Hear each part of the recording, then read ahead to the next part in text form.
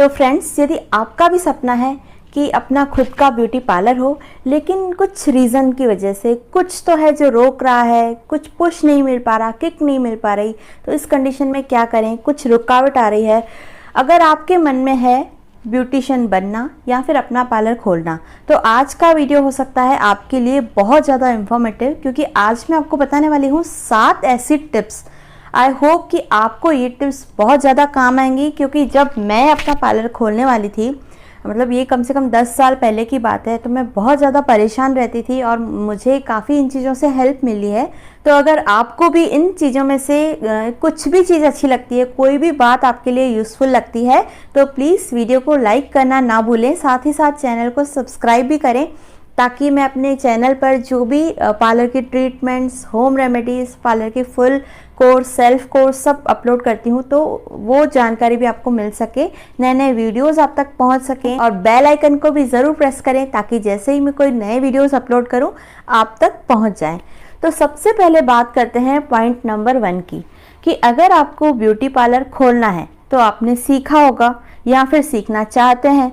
तो अभी मैं तब से बात कर रही हूँ जब आपने ब्यूटी पार्लर सीख लिया है, क्योंकि आप या तो ऑनलाइन सीखेंगे या तो ऑफलाइन सीखेंगे। ऑफलाइन आप जितना अच्छा सीख सकें, आपके नियर बाय जो भी पार्लर हो, आपके आसपास आपकी कुछ फ्रेंड्स होंगी या आपके कुछ रिलेटिव्स होंगे, तो अगर वो लोग उस पार्लर में जाते हैं तो आप उनके रिव्यूज़ ले सकते हैं और अपना कंफर्ट भी देख सकते हैं कि वहाँ की फ़ीस क्या है, चार्जेस क्या है, वहाँ पर सिटिंग एरिया कैसा है, मतलब जो लोग सीखते हैं तो कितने लोग सीखते हैं। आप अगर सीखने जा रहे हो तो अकेले जा रहे हो या फिर छोटे बच्चे को लेके जा रहे हो, क्योंकि मैं जब पार्लर सीखती थी तो मेरा बेटा सिर्फ पौने 2 साल का था, मैं उसको भी लेके जाके सीखती थी। तो मैंने ये भी देखा कि वहाँ पर उसके भी बैठने की जगह है कि वो बहुत परेशान हो जाएगा।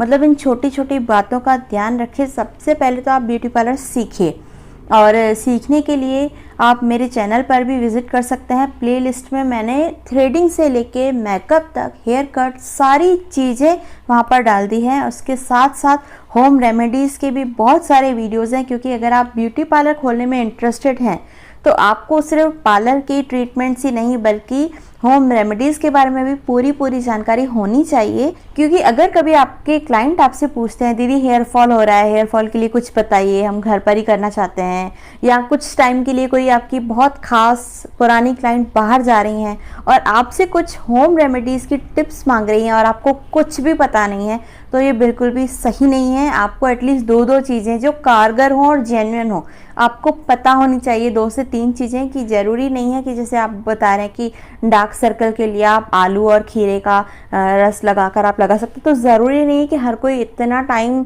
दे पा रहा हो। तो उसके लिए आप कुछ ऐसा इजी ट्रिक बता सकते हैं, जैसे कि मैंने अपने चैनल पे अपलोड कर रखा है कि कैसे पोटैटो का सिरम बनाकर हम रख सकते हैं, फ्रिज में स्टोर कर सकते हैं। ऐसे बहुत सारी चीज़ें हैं जो आप पता कर सकते हैं, गूगल पे देख सकते हैं।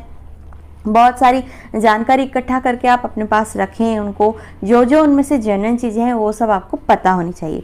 सबसे पहली बात तो आपने सीखा हुआ जो होना चाहिए, सिर्फ सीखने के लिए और बुकिश नहीं होना चाहिए।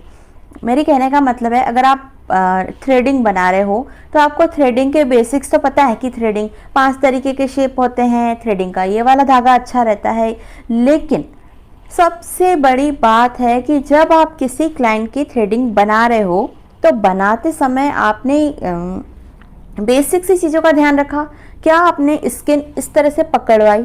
अगर आपने नहीं पकड़वाई है और प्रैक्टिस नहीं की है, तो आप अपने क्लाइंट्स का जब भी थ्रेडिंग बनाओगे तो यहाँ पर उसको ज़रूर कट हो जाएंगे। यहाँ पर कट लग जाते हैं तो कम से कम 3 दिन से 4 दिन तक उसका पेन बिल्कुल भी नहीं जाता, और वो लौट के आएगा, लेकिन बहुत सोचने के बाद आएगा। अगर आपकी बाकी चीज़ें उसको अच्छी लगी होगी तो ऑब्वियसली वो सोच आएगा, लेकिन फिर भी 1-2 बार ट्राई करने के बाद अगर कंटिन्यू उसको यही डिसअपॉइंटमेंट मिला तो वो नहीं आएगा। इसके बाद बारी आती है कि आपने प्रैक्टिस कितनी की है। आपने हेयर कट की, मेकअप की, बहुत सारी फाइलें बनाकर रखी हैं, बुक बनाकर रखी हैं, अपना एल्बम बना के रखा है कि मैंने ये सीखी हैं चीज़ें, लेकिन एक्चुअल में सिर्फ आपने कितना काम किया है?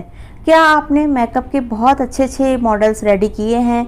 आपको ज़रूरी नहीं है कि किसी मॉडल का, जैसे ये तो मैंने नाम ले लिया, ज़रूरी नहीं है कि किसी बड़ी चीज़ पे अपन ट्राई करें, बड़े मतलब इंसान पे, या कोई अपने को मॉडल ही चाहिए उसी पर ही मेकअप कर सकते हैं, उसी पर ही हेयर कट कर सकते हैं। नहीं, ऐसा बिल्कुल भी मत सोचिए। अगर आप इतना ज़्यादा सोचेंगे तो ये सब चीज़ों की अवेलेबिलिटी बहुत कम है।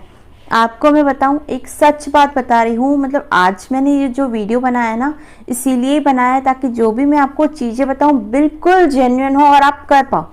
मेरे घर में मेड आती थी, उसके थे 4 बच्चे। अब 4 बच्चों में मैंने देखा यार बाल इतने बड़े बड़े, और मैं पार्लर सीख रही थी तो मुझे वैसे भी मेरे आंखों में खटकते थे नीचे से बाल खराब से। तो कई बार मैंने उसको बोला भी यार कटिंग वटिंग करा के रखा करो, बच्चों को सही से रखा करो, मतलब हम नॉर्मली बोल देते हैं। तो बोल देती थी हाँ दीदी कराएंगे। तो एक बार सडनली मेरे दिमाग में आया कि मुझे प्रैक्टिस करने के लिए भी तो चाहिए। तो मैंने क्या किया, उनसे पूछा कि दीदी क्या मैं आपके बच्चे की हेयर कट कर सकती हूँ? तो वो तो खुश हो गई। तो ये होता है एक तरीका कि हम फ्री में मतलब अपना भी काम कर रहे हैं और सामने वाले को भी कोई प्रॉब्लम नहीं है, बल्कि उन्होंने तो मुझे थैंक यू ही कहा और मैंने उनको। लेकिन ये बहुत अच्छा तरीका है अगर आप प्रैक्टिस करना चाहते हो और आपके पास बहुत सारे लोग नहीं हैं प्रैक्टिस करने के लिए, तो आप अपने रिलेटिव से, अपने फ्रेंड सर्कल में, या फिर अपने मेड वगैरह जो आती हैं घर में, कुक हैं, उन सब पे ट्राई कर सकते हो। आप बिल्कुल उनसे बात करके, उनसे पूछ के, हेयर कट हुआ, थ्रेडिंग हुआ, वैक्सिंग हुई, ऐसी छोटी छोटी बातें आप कर सकते हो। यहाँ पर प्रैक्टिस करते समय आपसे अगर थोड़ी सी गलती हो भी जाती है, क्योंकि सबसे होती है, मुझसे भी हुई है और बहुत बार होती है, 1-2 बार नहीं, कम से कम 5-6 बार मुझसे गलती हुई है। बहुत सारी चीज़ें हैं कि वैक्स करने का तरीका मुझे ये नहीं पता था कि बारिश में किस तरह से वैक्स करते हैं, तो इस पर भी मैंने डिटेल में वीडियो बनाया है कि वैक्स किस तरीके से करी जाती है, कितनी तरह की वैक्स मार्केट में अवेलेबल है, और आप इजीली कौन सा वैक्स खरीद के मतलब कम से कम पैसों में आप किस तरह से अपना पार्लर चला सकते हैं। तो ये सब देखने के लिए आप चैनल की प्लेलिस्ट में जाकर देख सकते हैं, हैंड वैक्स ट्यूटोरियल के नाम से ये वीडियो है। तो ये तो थी पॉइंट नंबर 1 कि आपको पार्लर आना चाहिए अच्छे से। ज़रूरी नहीं कि जो बड़े बड़े मेकअप हैं वो आपको आते हों, ये सब बेसिक चीज़ें आपको आनी चाहिए। Threading, hand wax, facial, upper lip, बहुत छोटी छोटी ये सब चीज़ें आपको आनी चाहिए। अब बात आती है हेयर कट की।